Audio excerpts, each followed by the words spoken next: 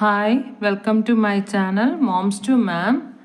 അപ്പം നമ്മൾ കഴിഞ്ഞ 2 വീഡിയോസിൽ നമ്മൾ പഠിച്ചുകൊണ്ടിരുന്ന എന്താണ് ഇ വി എസിൻ്റെ class 2 E V S chapter 5 animals around us ആണ് അല്ലേ. അതിൽ ഫസ്റ്റ് നമ്മൾ പെറ്റ് അനിമൽസിനെ കുറിച്ച് പഠിച്ചു, വൈൽഡ് അനിമൽസ്, ഡൊമസ്റ്റിക് അനിമൽസ് പഠിച്ചു. എന്നിട്ട് കഴിഞ്ഞ വീഡിയോയിൽ നമ്മൾ ഡൊമസ്റ്റിക് അനിമൽസിൻ്റെ കുറച്ച് ഭാഗവും പിന്നെ ബാക്കി ഈ അനിമൽസ് ആൻഡ് ദെയർ മൂവ്മെൻറ്റ്സ് അല്ലേ അത് പഠിച്ചു. അപ്പോൾ അനിമൽസ് ആൻഡ് ദെയർ മൂവ്മെൻറ്റ്സിൻ്റെ ബാക്കി പോർഷനാണ് നമ്മളിന്ന് സ്റ്റാർട്ട് ചെയ്യണം. ഓക്കെ, നമുക്ക് നോക്കാം. എല്ലാം ശ്രദ്ധിച്ചോ, ഞാൻ വായിക്കുകയാണ്. Insects have wings to fly. Housefly, mosquito are some insects that fly. Some insects walk on their 6 legs. Snakes and crocodiles crawl on land.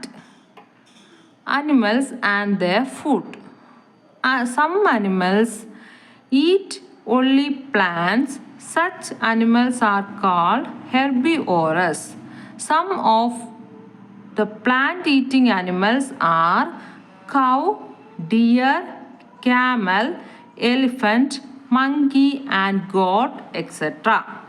അപ്പോൾ എല്ലാം നോക്കിക്കോ. നമുക്ക് പഠിക്കാം. ഏതാണ് നമ്മൾ പഠിച്ചുകൊണ്ടിരുന്നത്? അനിമൽസ് ആൻഡ് ദെയർ മൂവ്മെൻറ്റ്സ് അല്ലേ. 2 കാലിൽ നടക്കുന്നവ, 4 കാലിൽ നടക്കുന്നവ, പിന്നെ വെള്ളത്തിൽ നീന്തുന്നവയൊക്കെയാണ് നമ്മൾ കഴിഞ്ഞ വീഡിയോയിൽ പഠിച്ചത്. അപ്പോൾ ഈ വീഡിയോയിൽ നോക്കിക്കോ. Insects have wings to fly. Insect എന്ന് പറഞ്ഞാൽ ചെറുപ്രാണികൾ, അതായത് ഈച്ച, കൊതുക്, പാറ്റ, പിന്നെ ഈ ബട്ടർഫ്ലൈസ്, പൂമ്പാറ്റകൾ, പിന്നെ ഈ 8 കാലികൾ. അപ്പോൾ ഇതിനെയൊക്കെ കുറിച്ചാണ് നമ്മളിപ്പോൾ പഠിക്കാൻ പോകുന്നത്. എന്താണ് insects have wings to fly? എന്താ, ചില ഇൻസെക്റ്റുകൾക്ക്, ചില പ്രാണികൾക്ക് എന്താണ് ചിറകുകളുണ്ട് അല്ലേ. House fly, mosquito are some insect that fly.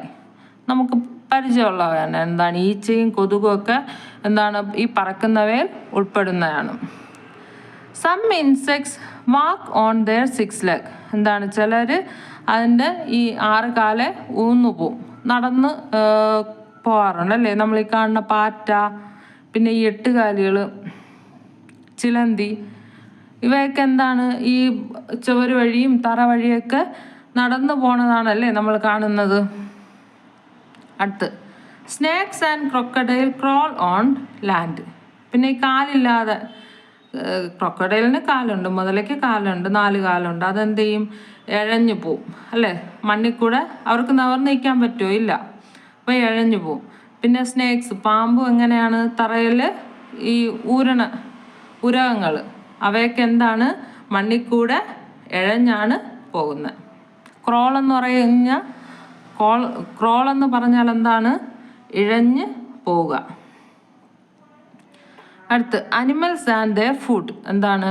മൃഗങ്ങളും അവരുടെ ആഹാരങ്ങളും. അതായത് ചിലരെന്ത് ചെയ്യും? സസ്യങ്ങൾ മാത്രം കഴിക്കുന്നവയുണ്ട്, ചിലർ ഈ സസ്യവും മാംസവും കഴിക്കുന്നതുണ്ട്, ചിലർ ഈ മാംസം മാത്രം കഴിക്കുന്നുണ്ട്. അപ്പം അതിനെക്കുറിച്ചാണ് നമ്മളിനി പഠിക്കാൻ പോകുന്നത്. നോക്കിക്കോ. Some animals eat only plants. Such animals are called herbivores. ചില മൃഗങ്ങൾ എന്താണ്? സസ്യങ്ങൾ മാത്രമേ കഴിക്കുകയുള്ളൂ. അങ്ങനെയുള്ളവരെ നമ്മൾ എന്ത് പറയും? ഹെർബിയോറസ്.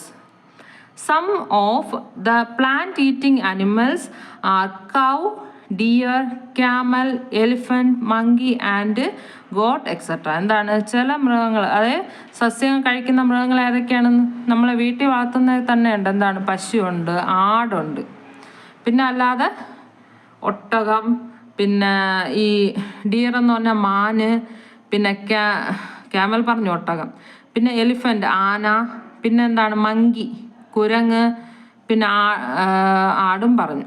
അപ്പോൾ ഇവയൊക്കെയാണ് എന്താണ് ഇങ്ങനെയൊക്കെയുള്ള മൃഗങ്ങളെയാണ് ഹെർബിയോറസ് എന്ന് പറഞ്ഞാൽ. ഹെർബ് എന്ന് പറഞ്ഞ് മനസ്സിൽ ഇത് വെച്ചിരുന്നാൽ മതി. ഹെർബ്സ് എന്ന് പറഞ്ഞാൽ സസ്യങ്ങൾ, ചെടികളെ, ഈ കുറ്റിച്ചെടികളെ ഹെർബ്സ് എന്ന് പറയണം. അപ്പോൾ അത് വെച്ച് ഹെർബിയോറസ് എന്ന് പറഞ്ഞാൽ ഇലകൾ അല്ലെങ്കിൽ പുല്ലുകൾ മാത്രം തിന്ന് ജീവിക്കുന്നവ, സസ്യങ്ങളെ തിന്ന് ജീവിക്കുന്നവ. Some animals eat only plants. Such animals are called herbivores. എന്താണ്? സസ്യങ്ങളെ കഴിക്കുന്നവയാണ് ഹെർബിയോറസ്. അങ്ങനെയുള്ളതിൻ്റെ എക്സാമ്പിൾ ഏതൊക്കെയാണ്?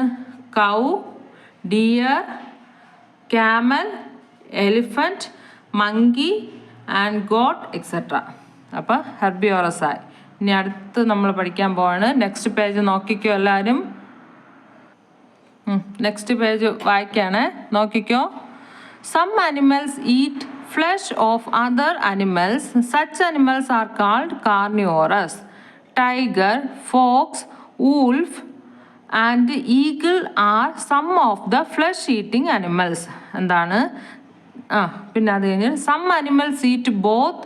ദേ are called omnivores. They are bear and hedgehog. Some like the vulture and crow eat dead animals. എന്താണ്?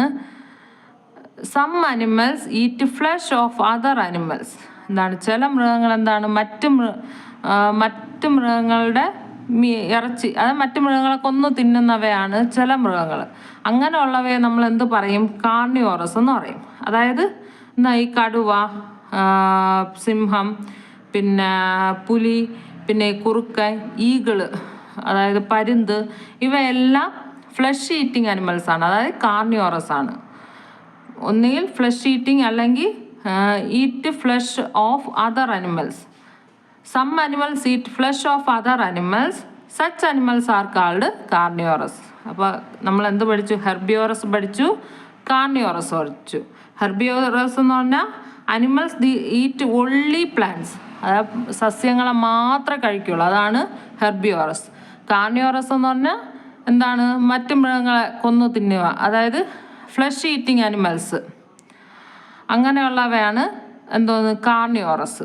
ഇനി ഇവ രണ്ട് കഴിക്കുന്നവയുണ്ട്. Some animals eat both. They are omnivores. അതായത് ഈ കരടിയൊക്കെ എന്താണ്?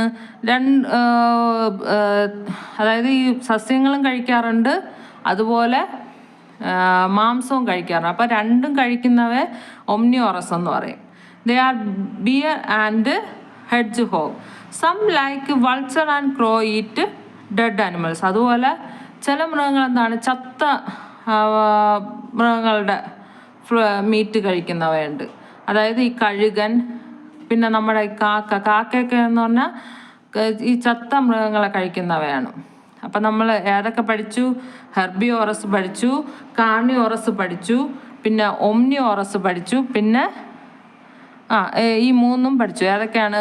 ഹെർബിയോറസ് എന്ന് പറഞ്ഞാൽ ഒൺലി പ്ലാന്റ് ഈറ്റിംഗ്, സസ്യം മാത്രം.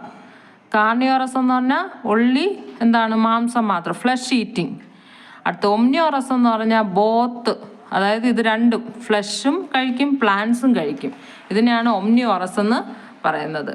പിന്നെ ഉള്ളത് ഈ വൾച്ചർ ആൻഡ് ക്രോ എന്ന് പറഞ്ഞാൽ അതിൽ ഈ ഡെഡ് അനിമൽസ്, അതായത് ചത്ത മൃഗങ്ങളെ കൊത്തി തിന്നുന്നവയാണ് ഈ കഴുകനും കാക്കയും. അപ്പോൾ ഇതോടുകൂടി ഈ ചാപ്റ്റർ തീർന്നു.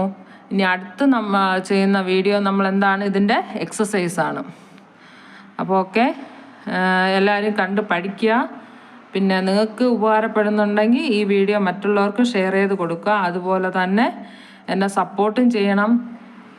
നല്ലതും ചീത്തയായാലും കമൻ്റ് ചെയ്ത് അറിയിക്കുക. പിന്നെ എപ്പോഴും പറയും പോലെ പ്ലീസ് സബ്സ്ക്രൈബ് മൈ ചാനൽ. അപ്പോൾ എല്ലാവരും ഒന്ന് സബ്സ്ക്രൈബ് ചെയ്തുകൂടെ സഹായിക്കുക. Okay, thank you.